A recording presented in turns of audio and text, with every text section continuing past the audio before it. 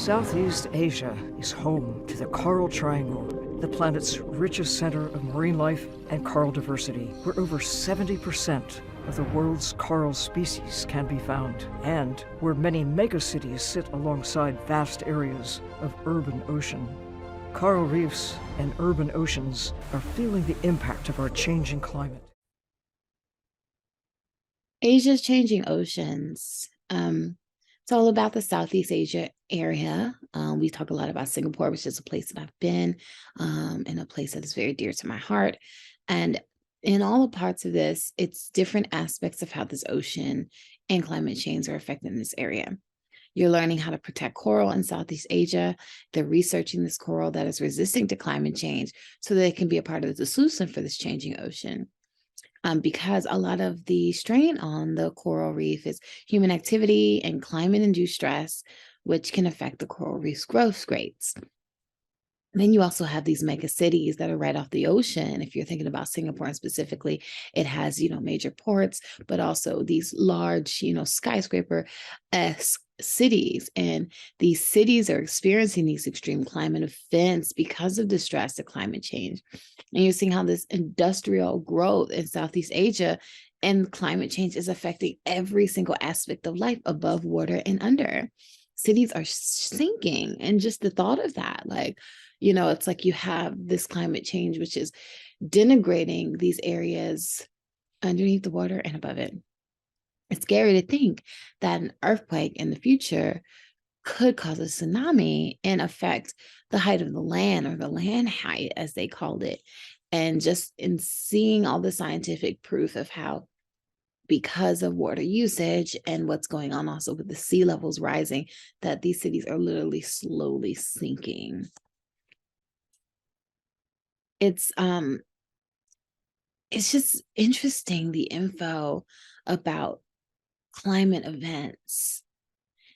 And what I'm seeing here in this doc is how people are using these climate events to provide clues, important clues, and allow scientists to build these predictive models around these future events, because it'll allow there to be a planning in place for when these events occur. So if we look at the tsunamis that have already taken place, there's a collection of the sand and the rocks and the debris from the beaches, so that it can all be researched and to further understand, and also to allow us to predict the worst case scenario so we can plan for them. It's eye-opening, and all of the risk profiling they were doing of the area.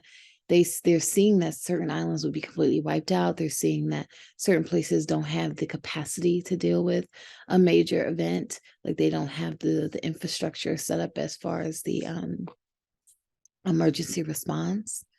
And it's a scary thought. The rise of the sea level, it's having an effect on the gravitational pull of and that's affecting everything. And so they really stress that greenhouse gas emissions need to be reduced by 2050. And if you're really looking at the year, that is not that far away.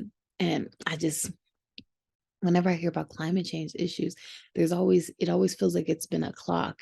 And it feels like I've been hearing about climate change issues for years, and it's always felt like something like, oh, we'll handle it later. But the handling it later doesn't seem to be happening, and the time continues to run out.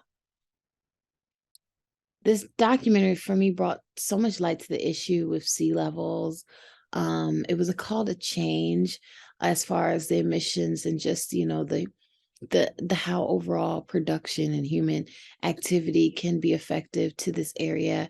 And it, to me, was a call to action to take a closer look at everything, and not take your world for granted.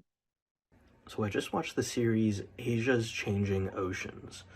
I think there are a lot of good things to say about this piece. I think it's well made, very well put together, overall very informative.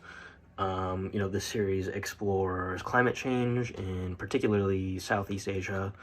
It talks about things like changing oceans, temperature increases, typhoons.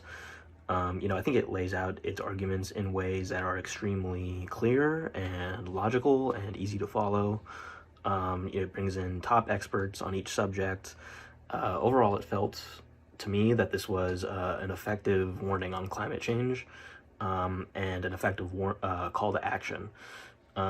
I really like the way each episode ends. It ends things on a positive, hopeful note, and usually gives some sort of call to action for the viewer to take. So I thought that was great. So yeah, overall, I felt very positively about this piece. I think it's well done, and I'm glad I watched it. Changing Oceans documentary series for environment. Well, I really enjoyed this 4-part series from Singapore. So informative and so well laid out with graphics and explanations by the scientists, and seeing them work in their field. That was excellent. I really feel like I understand the risk that the Southeast Asian coastline is under. I learned about the Manila Trench. That was a first. Some other highlights were seeing the coral reef installed. I've never seen one of those. That I've heard about it for years. And the feeding of the coral in the labs with grains of rice. That was amazing. I enjoyed learning who Dr. Earle was and hearing about her lifetime of experience and how she said we've got to improve our relationship with nature, and that there's hope if we act now on doing that and getting our sea levels to not rise so quickly. Excellent. All right, I just finished watching the documentary series Asia's Changing Oceans. This was a really fascinating piece. I really tend to enjoy these type of pieces because they're usually informative, they're stylistic, they're beautiful to watch. You get to see all these different dynamics of the world, also sort of getting an educational angle. And I thought that this piece really managed that balance quite well. They had engaging central figures that would carry you through the story when they would go on site, when they would go to the on location, show you what's been going on, what changes have been happening. And I thought it really followed a true scope of how climate related issues arise, how they sort of manifest and exacerbate, and how they ultimately create issues that are long lasting and have a profound impact on humanity's ability to survive and to sort of have a healthy ecosystem that contributes to life and sort of a healthy dynamic that everyone can benefit from. I thought that there was a really stark message with how vital the environments were, and how sort of lackadaisical government and regulations and corporate interests have been in sort of undermining these pursuits and making it more difficult to sort of have a positive and healthy relationship with nature, and how much damage has been done and how much work has to be done to sort of undo that damage. So I thought it was a very well done piece, a call to action, informative, and also a really great showcase for how beautiful the area, the oceans, and this location was, the variety of locations on this continent were. So it was a really strong piece in my opinion, and very well done. The Changing Oceans.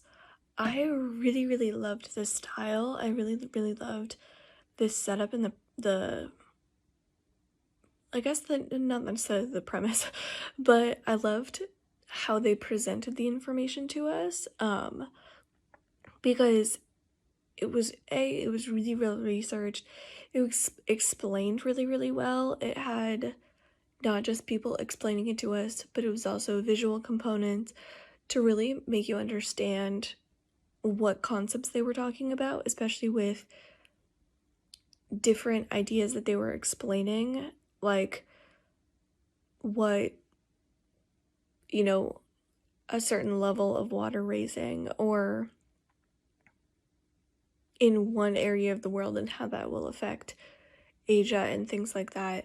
And then they also had historical events backing it up when you're looking at various big global events that we all have heard of, if not lived through.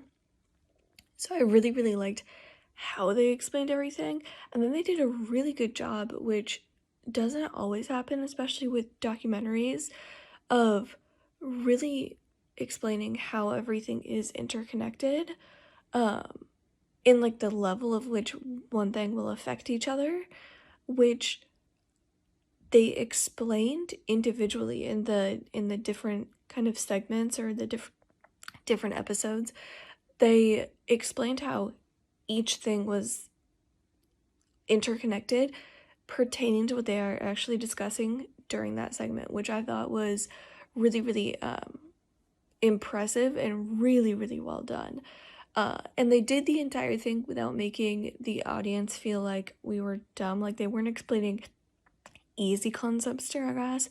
They were explaining things that needed to be explained, which just in general I appreciated, because it assumed a kind of base level of intelligence of the audience, which I really appreciated, because then I didn't feel like I was being like patronized or like being talked down to while watching this.